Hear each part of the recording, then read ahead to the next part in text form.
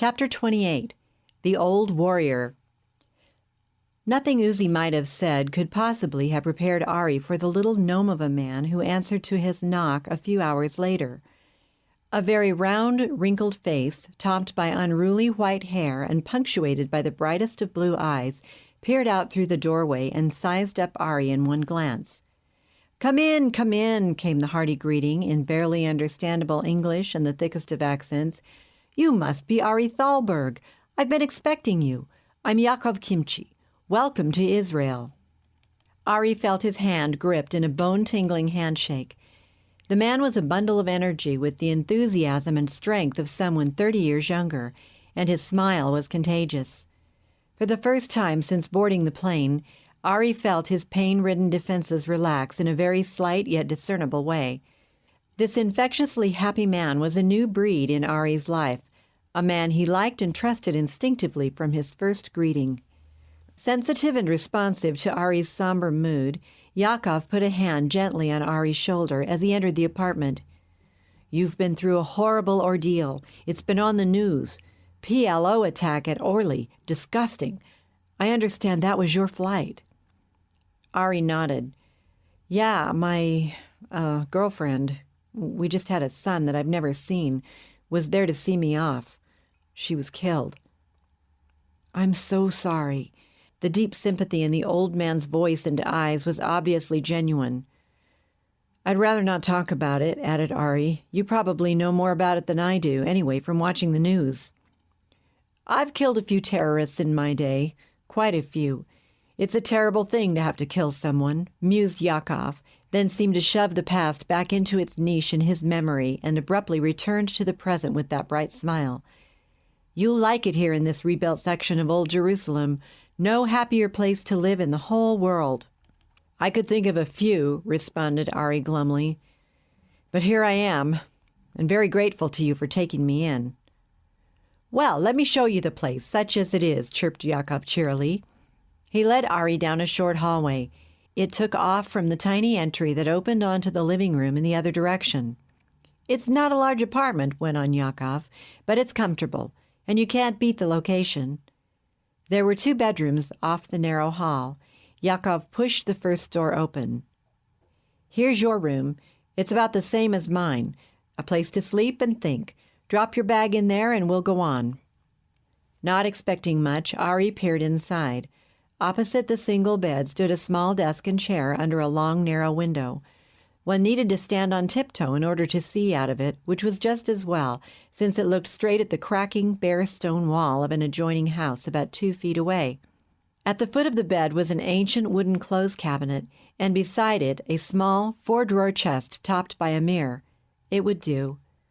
Home sweet home, said Ari graciously, dropping his bag onto the floor. Thanks again for taking me in. You're very kind. Not much closet space, admitted Yakov apologetically, but you're welcome to half of the coat closet in the entry. This is more than I need right now. Everything I have is in this small bag.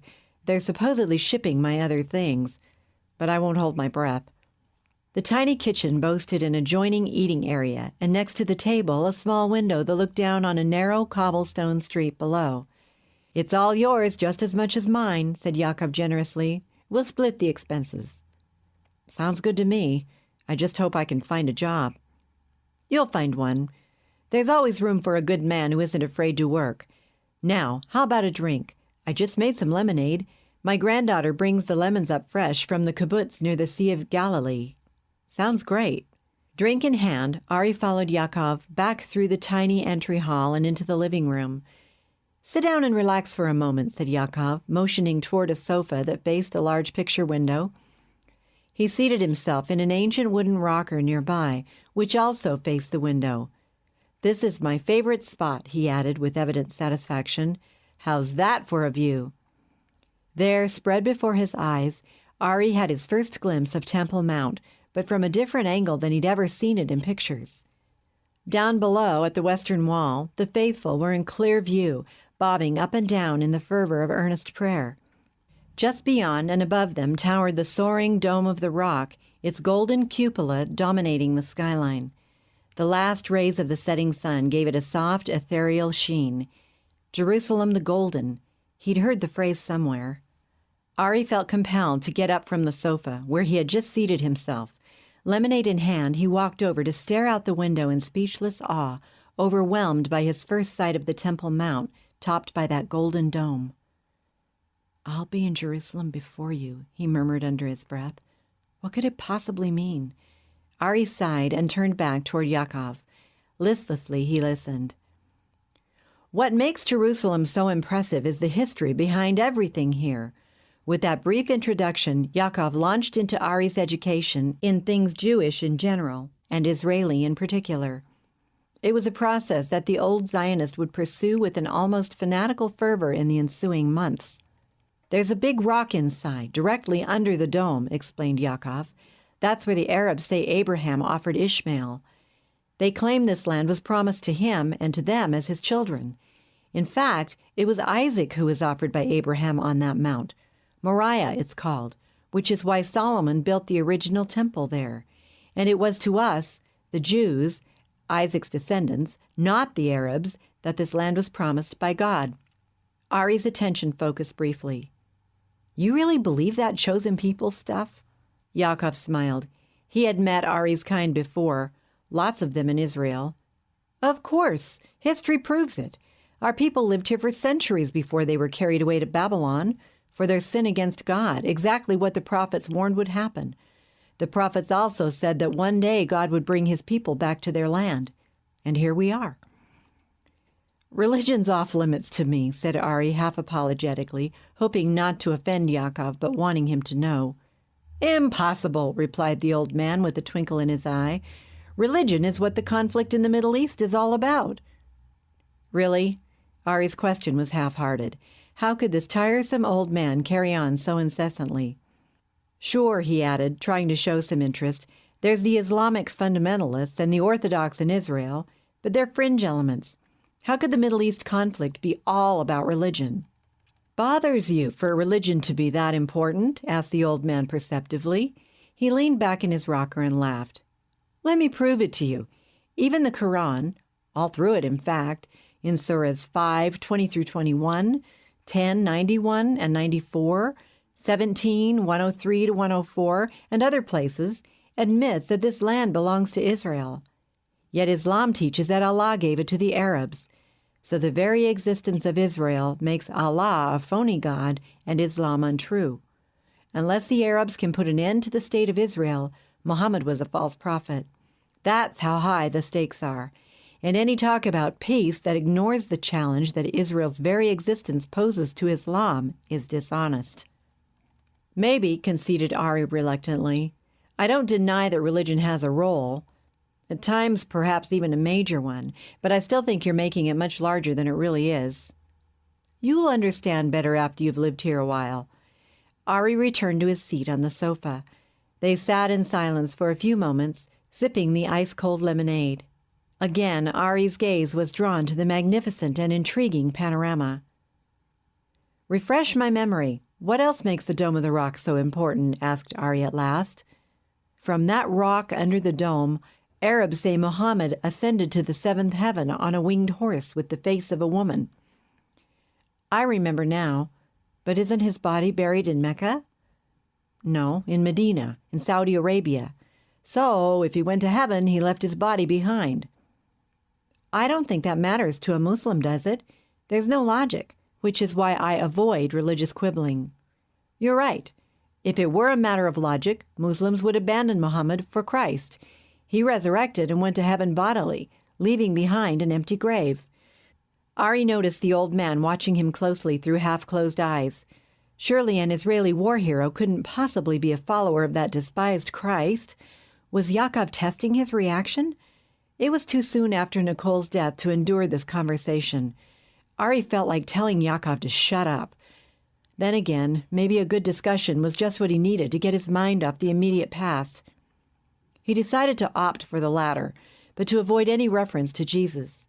Nikki's death and her belief were still too raw. "I guess that sight right in front of us is central to your religious conflict thesis," suggested Ari.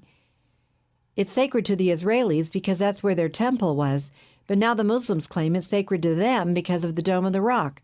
Is it built right where the temple used to be? That's a matter of controversy.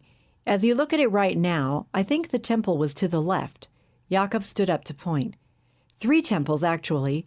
Solomon's original, then the one that was rebuilt by Ezra after the return from Babylon, and finally Herod's temple. That's the one we know most about. The old man was gesturing enthusiastically now. Obviously, this was a subject that he enjoyed immensely. Down there, where you see the people praying, continued Yakov, men on the left, women on the right, that's the wall that Herod built to support the landfill when he expanded the mount to make room for his enlargement of the temple and its grounds. That temple was destroyed in AD 70 by the Romans, and the Caliph Abd al-Malik built the Dome of the Rock in the 7th century, hoping to attract Muslim pilgrims to it instead of to Mecca after a rival caliph had captured Mecca and destroyed the Kaaba. I thought they built it because Muhammad, like you just said, had been there. Something about Al-Aqsa? Yakov shook his head vigorously. Al-Aqsa, it means the farthest place of worship, is mentioned in only one verse in the Quran, Surah 17:1. It's the place Muhammad supposedly journeyed to from Mecca on his magical horse. But Al-Aqsa was never connected with Jerusalem, certainly not when that was built. Surah 17:1 is missing among the many verses from the Quran inscribed inside the dome. Get an Arab guide and go in there and ask him to find Surah 17:1, and he'll tell you it isn't there. That's odd. Ari got up from the sofa and joined Yakov at the window again. Actually, it isn't odd at all. Jerusalem was never considered sacred by Muhammad, nor by any Muslims for 13 centuries after his death.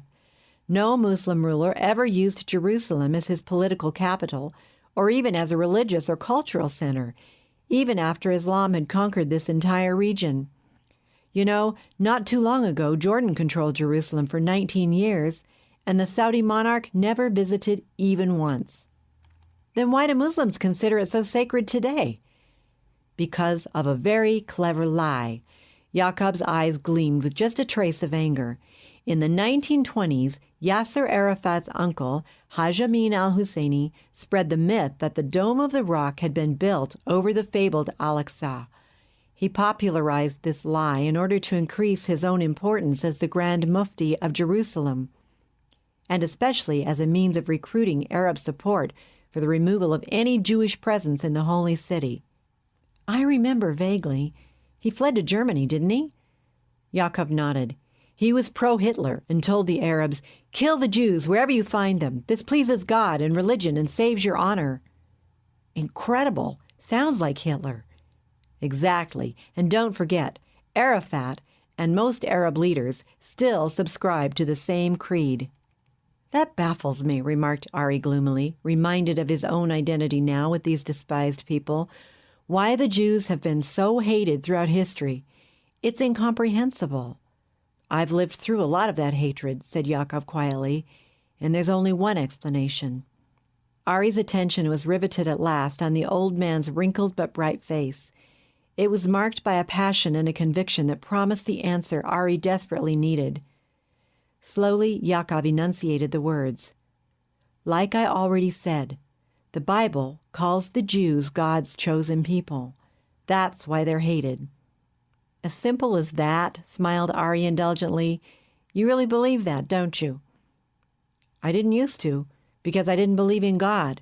But I've lived through 4 wars right here in Israel, and I've seen events that you'd have to call miraculous. Such as? Queried Ari pointedly. Yakov looked at him with compassion and understanding. I know what you're thinking. I was a skeptic too. I'll just tell you the first miracle, the one that got my attention. A company of Haganah that I was commanding was about to storm an Arab position. Suddenly, a wind blew across the no-man's land right in front of us. It was so strong and stirred up such a sandstorm that we couldn't move. It only lasted a minute, then stopped as suddenly as it had begun. And there in front of us we saw dozens of mines exposed, the sand that had covered them completely blown away. If it hadn't been for that wind, the mines would have wiped us out. A lucky coincidence, suggested Ari with a cynical smile. Yakov burst into a quick, good-natured laugh. I know dozens of similar stories, incredible events that defy normal explanation and that saved Jewish lives. These incidents are talked about with awe in the Israeli military, but are not publicized.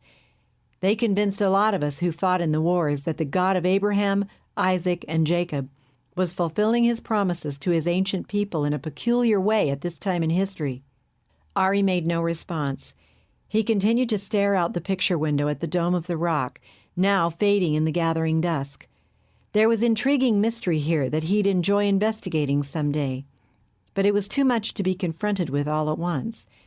It was difficult enough to face his Jewishness without this fervent Zionist so persistently hammering away at the religious implications.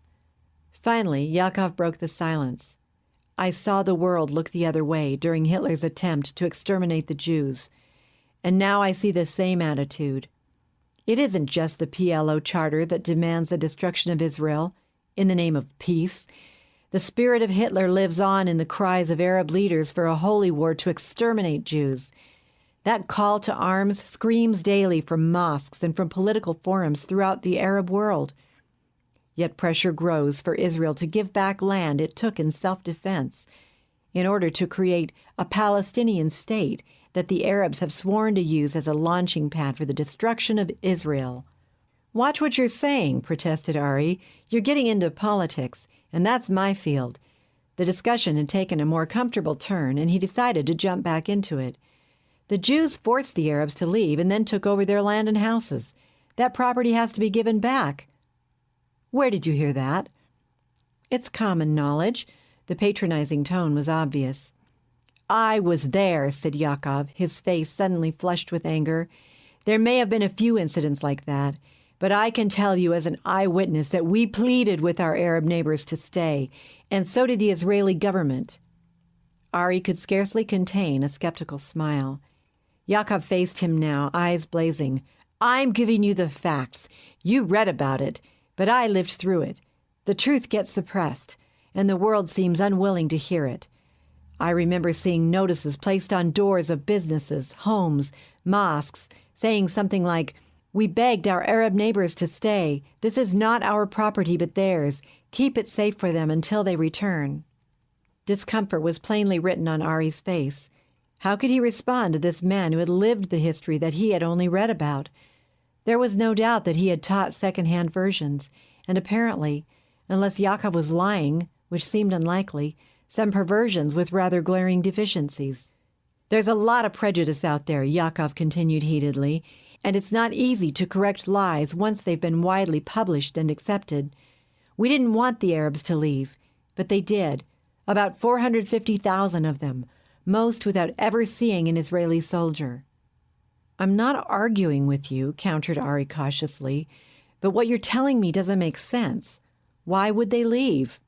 Arab High Command radio announcements, day and night, warned them to get out temporarily for their safety. 7 Arab nations were going to attack. The Jews would be driven into the Mediterranean, and the Palestinian Arabs were promised that in a few days they could all return to their homes and farms after the new state of Israel had been eliminated. That makes sense, admitted Ari. And instead, tiny Israel won a stunning victory against impossible odds. Impossible is an understatement. Yakov was grinning again. I was there, and I can tell you it only happened because of a lot of miracles. What about the hard work, bravery, and Jewish ingenuity? Demanded Ari. Isn't the saying, God helps them who help themselves? I'm not taking anything away from the bravery of the men and women I fought with. Yakov was silent for some moments, seemingly lost in his memories. Ari waited. He was so talkative, but one had to respect this old warrior, one of Israel's most famous heroes. Wasn't that how Uzi had put it? He certainly avoided taking any credit himself. Back to what we were talking about, this whole Palestinian problem, said Yakov at last. You can imagine the disillusionment and anger among the displaced Palestinians when the promises of the Arab High Command turned out to be so much hot air. At first they were angry with their own leaders, but the lies that were told eventually turned that anger, and the anger of the whole world, against Israel, as though it were our fault that the Arabs attacked us and we had to defend ourselves. "What about those notices not to take over Arab property?" demanded Ari, turning from the faded view in the now darkened window to face Yakov. "Instead, you kept it after all, and you took a lot of land that was never part of what Israel was given by the UN partition. Why didn't you give that back?" "Arabs were welcome to return to their homes, but few did.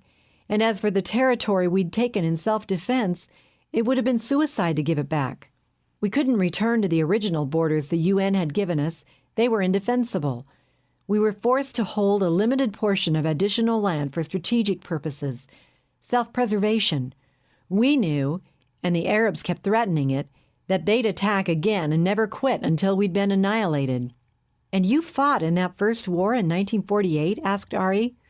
Yakov nodded. "And in 56, and 67, and 73. We had to win each time," he said matter-of-factly. "The Arabs can lose and come back to fight again. Israel can't. One loss would finish us forever." "You've given me a lot to think about," confessed Ari somberly. "I was head of the political science department at the Sorbonne, but I've never heard this side of the story. At least not as well put as you've just presented it. With each new war, the very survival of Jews everywhere is at stake." There was a powerful conviction in Yakov's voice that gave his statements the ring of authenticity, as though he were speaking for the entire Jewish race, past, present, and future. "We've sworn there will never be another Holocaust, but I can tell you that without God's intervention we could not survive." "Was God on our side when Hitler slaughtered us?" retorted Ari. "That's how I lost my parents, and I suppose a host of relatives, aunts and uncles and grandparents and cousins that I'll never know even existed."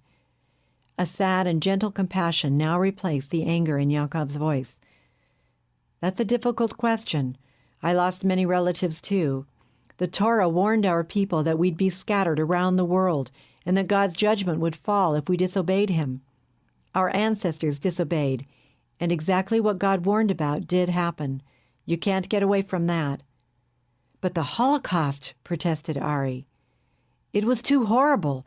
I don't understand, but I know there probably wouldn't be in Israel today a sanctuary for the chosen people to take refuge in if it hadn't been for the extermination camps. So that horror may turn out in the long run to have saved more Jewish lives than it cost." Ari smiled and shook his head. "Chosen people, indeed," he muttered under his breath. "Well," he said aloud to Yakov, eager to escape from the recurring and annoying religious theme, "we've gotten into a pretty heavy discussion before we are really even acquainted.